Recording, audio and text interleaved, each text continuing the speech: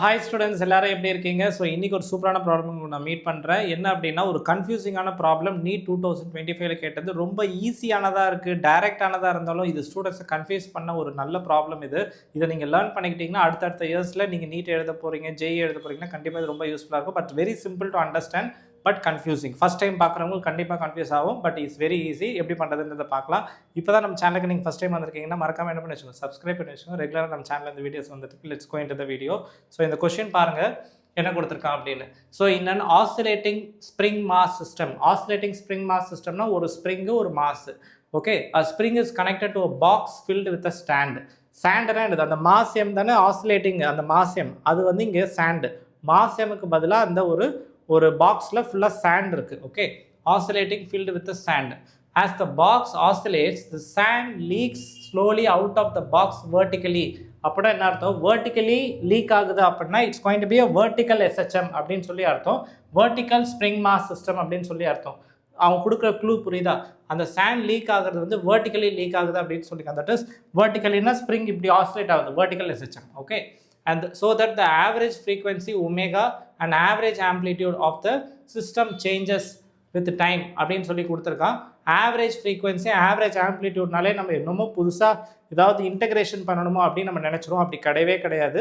இது வந்து அந்த ஆசிலேட்டிங் வித் டைம் தான் கேட்டிருக்கான். அவன் அந்த வேர்டு யூஸ் பண்ணனா நிறைய பேர் கன்ஃபியூஸ் ஆகிருப்பான். அப்படி கிடையாது, வெறும் frequency and amplitude variation with time.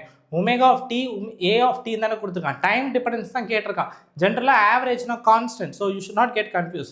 அவன் ஒமேகா நீங்கள் கண்டுபிடிச்சா போதும், ஆம்ப்ளிடியூட் என்னன்னு சொல்லி கண்டுபிடிச்சா போதும் வித் ரெஸ்பெக்ட் டு டைம். அதாவது omega as a function of time, அதுக்கப்புறம் amplitude as a function of time நம்ம சாண்ட் லீக் ஆகும்போது கண்டுபிடிக்கணும். So it's not an average, but it's a variation with time.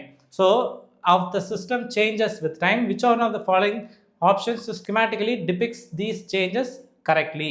So இந்த 4 ஆப்ஷனில் எது கரெக்டுன்னு சொல்லி கேட்குறான். ஸோ நம்ம ஃபஸ்ட்டு இந்த ப்ராப்ளம் அண்டர்ஸ்டாண்ட் பண்ணிட்டோம். It's a vertically oscillating SHM. So leaking sand is also vertical. So this is a மாசியம் filled with what? Sand. இந்த சாண்ட் வந்து நம்மளுக்கு இப்போ என்ன ஆக போகுதுன்னா vertical, அப்போது லீக் ஆக போகுது. ஸ்ப்ரிங் கான்ஸ்டன்ட் எதுவும் மாற போகிறது இல்லை. Spring K is going to be a constant. அதை நம்ம மறந்துடக்கூடாது.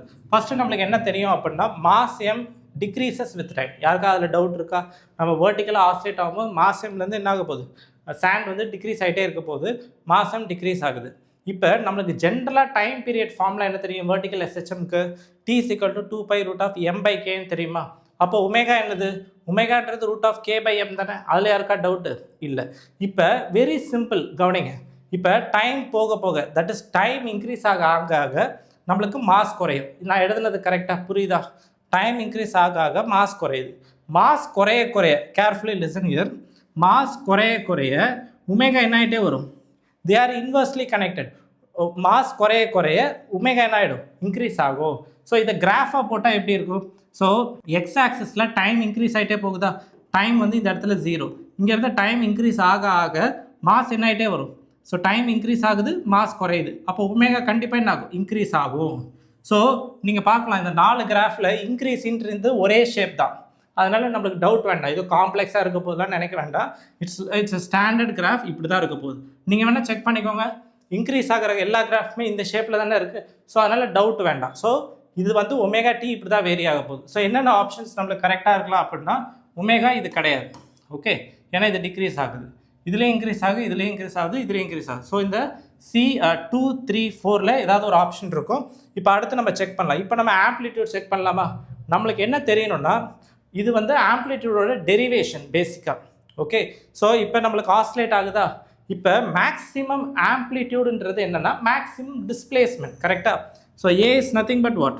Maximum displacement. இந்த மேக்ஸிமம் டிஸ்பிளேஸ்மெண்ட் எப்போ நடக்கும்? when this maximum displacement happens அப்படின்னா மேக்ஸிமம் ஆம்ப்ளிடியூட் எப்போ வரும்? மேக்ஸிமம் எக்ஸ்டென்ஷன் நடந்தால் தானே வரும். தன்னோட ஒரிஜினல் பொசிஷன்லேருந்து மேக்ஸிமமாக எவ்வளோ தூரம் இறங்குதோ அப்போ தான் நம்மளுக்கு என்ன ஆகும்? மேக்ஸிமம் டிஸ்பிளேஸ்மெண்ட் வரும். That is the amplitude. So இந்த ஆம்ப்ளிடியூட் நடக்கும்போது மேக்ஸிமம் டிஸ்பிளேஸ்மெண்ட் இருக்கும். ஸோ இந்த இடத்த ரெஃபரன்ஸ்னு எடுத்துக்கிட்டிங்கன்னா இங்கேருந்து எவ்வளோ தூரம் மேக்ஸிமம் இறங்கியிருக்கு? கீழே ஏ தூரம் இறங்கியிருக்கா? அந்த மேக்ஸிமம் இறங்கினப்போ என்ன ஆகும்னா நம்மளுக்கு டவுன்வர்டு ஃபோர்ஸாக என்னது? டவுன்வர்ட் ஃபோர்ஸ் என்னது? mg. அதுக்கப்புறம் ஸ்ப்ரிங்கோட ஃபோர்ஸ் எவ்வளோ? ka.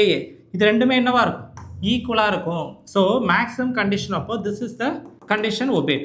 That is downward force mgயும் ஸ்ப்ரிங்கோட force upward force m into k into எக்ஸ்ன்னு போடுவோம். இங்கே எக்ஸ்ன்றது டிஸ்பிளேஸ்மெண்ட், வேற ஐ சப்ஸ்டியூட்டட் ஆம்ப்ளிடியூட். ஸோ ஆம்ப்ளிடியூடுன்றது என்ன தெரியுது, mg/kன்னு தெரியுதா? இப்போ நம்மளுக்கு வந்து m வந்து இன்க்ரீஸ் ஆகுதா இல்லையா? தட் இஸ் இப்போ நம்மளுக்கு என்ன தெரியுது, a இஸ் ப்ரொபோஷனல் டு mன்னு நம்மளுக்கு தெரியுதா? நம்மளுக்கு டைம் இன்க்ரீஸ் ஆக மாஸ் குறைஞ்சிக்கிட்டே இருக்குது. அந்த சாண்டு பாக்ஸில் இருந்து மாஸ் குறைஞ்சிக்கிட்டே இருக்குது. மாஸ் குறைஞ்சிருச்சுன்னா ஆட்டோமேட்டிக்காக இங்கே ஏ என்ன ஆகணும், they are directly proportional. So m குறைஞ்சதுன்னா டைம் போக போக ஏ என்ன ஆகும், சேர்ந்து குறையும். அப்போ கிராஃப் கண்டிப்பாக என்ன ஆக போகுது, it's going to decrease. So அப்போ அது எந்த ஆப்ஷன் வரும், செக் பண்ணி பாருங்கள். It's going to be option 3. So omega increase ஆகுது டைம் போக போக, ஏ வந்து குறைஞ்சிக்கிட்டே போகுது. ஸோ ஆப்ஷன் நம்மளுக்கு சி தான் கரெக்ட். ஓகே, கண்டிப்பாக உங்களுக்கு இந்த ப்ராப்ளம் யூஸ்ஃபுல்லாக இருக்கும் நம்புகிறேன். நெக்ஸ்ட் வீடியோவில் உங்களை மீட் பண்ணுறேன். மறக்காமல் நம்மளுக்கு டெலிகிராம் அண்ட் வாட்ஸ்அப் சேனல்ஸ் இருக்குது, அதில் ஜாயின் பண்ணி வச்சுக்கோ. ரெகுலராக நான் சேனல் போகிற அப்டேட்ஸ் எல்லாமே வரும். ஓகே, நான் நெக்ஸ்ட் வீடியோ மீட் பண்ணுறேன். Until then bye from Nagarajan. By.